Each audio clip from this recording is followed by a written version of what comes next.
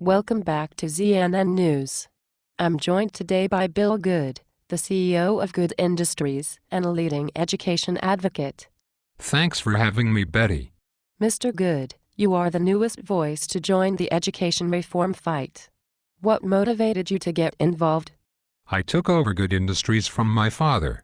He told me it was time I earned an honest living. I got involved in education all on my own. After all, around the club, education seemed to be a hotter topic than golf these days. What is your mission? What are you trying to achieve?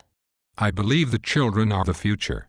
A great philosopher once said, if we teach them well, they will lead the way. My business sense is just what our schools need today. Besides, this will look really good when I run for Congress in a few years. During the State of the Union, the President said we must out-innovate and out-educate the world. As a business leader, what do you say? Innovation is indeed key. At Good Industries, if I do not find ways to constantly borrow, wink wink, from my competitors, I would have to shut my doors. And I only find those ways because schools in India and China have done a terrific job educating my dollar-an-hour workers. Okay.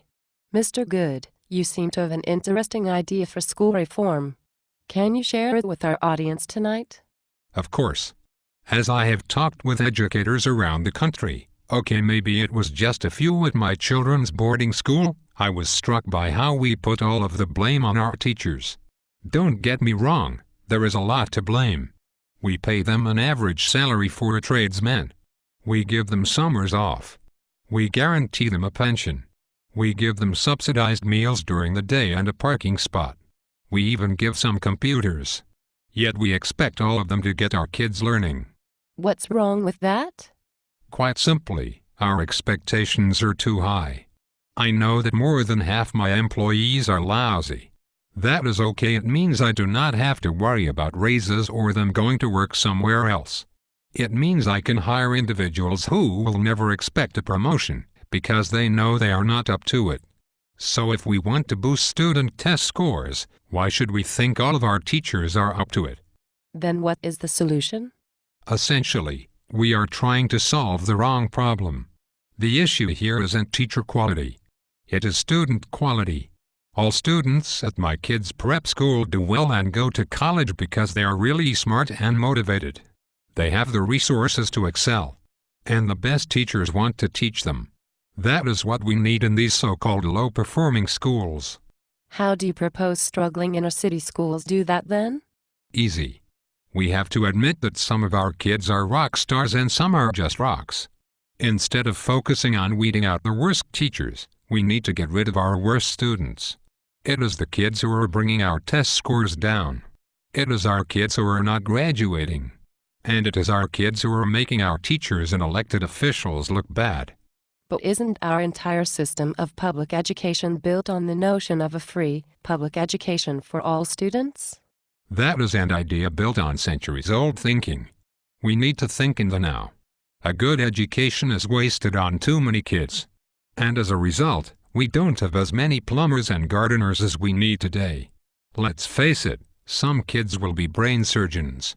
And others will wash their cars. We cannot just expect them all to drop out on their own. We need to push them. So you do not see high school dropouts as a problem? Quite the contrary. We do not have enough kids dropping out, and those that do, drop out too late. We should not wait until high school to force those without a future to leave school. If we move them out early, starting in say 4th grade, we can redirect them into the paths they were truly destined for. Every year these so-called students stay in the system, it is more money we spend that could be spent on a smarter kid with a real future. That seems to be an awfully cynical view of society. Really? We already do it in college. Some kids go to Harvard. Others to state universities. Others to community college. And still more to trade schools and programs I find on cable TV at 3 in the morning. If we want to improve our test scores and really show those kids in Poland and France and Korea and Kenya we mean business, we need to weed out the pool. China does it, and look how well they scored this year. Mr. Good, I am just not sure if that is going to work. What sort of reaction have you received to your idea? We have received an incredible response. I had my assistant put together a PowerPoint on the topic a few weeks ago. As a result, we have won more than $20 million in foundation support. We are launching a national network next month.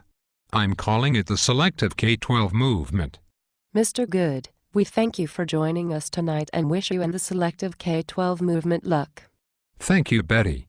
I just feel smarter and more knowledgeable for being here. Remember, education is wasted on too many. With the stakes so high, now is the time to just bet on our sure winners.